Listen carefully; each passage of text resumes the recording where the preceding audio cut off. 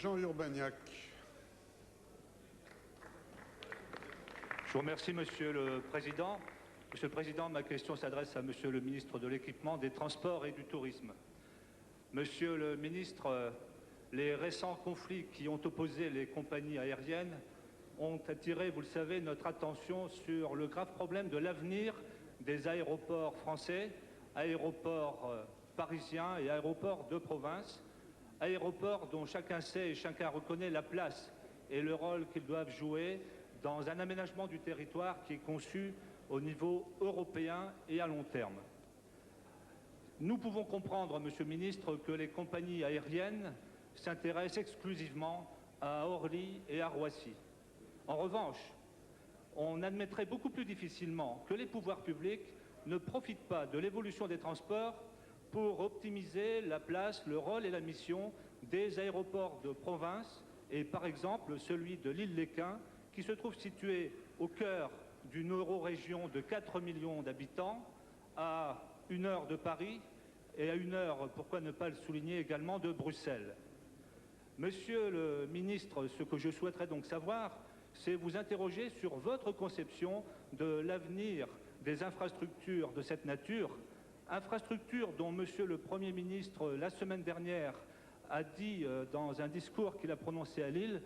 qu'elle n'était pas la seule clé de développement de notre région, mais dont Monsieur le ministre de l'Intérieur, ministre de l'Aménagement du Territoire, a souligné récemment les grandes insuffisances. Monsieur le ministre, pourriez-vous, de manière également intéressante pour les élus du Nord-Pas-de-Calais, nous souligner votre appréhension du problème de la relation qui peut exister entre la SNCF et les compagnies aériennes dans le meilleur intérêt des usagers. La parole est à Monsieur le ministre de l'Équipement, des Transports et du Tourisme.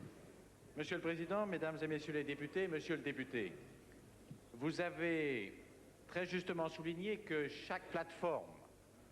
aéroportuaire doit trouver sa destinée à travers le paysage aérien français. En ce qui concerne les liaisons du style Orly-Londres ou Roissy-Londres, le nombre d'avions, la fréquence donne une telle attractivité qu'il n'y a certainement pas de place pour le Lille-Londres ou alors tout à fait marginal. Par contre, comme vous l'avez dit, Lille peut avoir d'autres destinées et le fait que demain nous soyons à 55 minutes en TGV de l'aéroport de Lille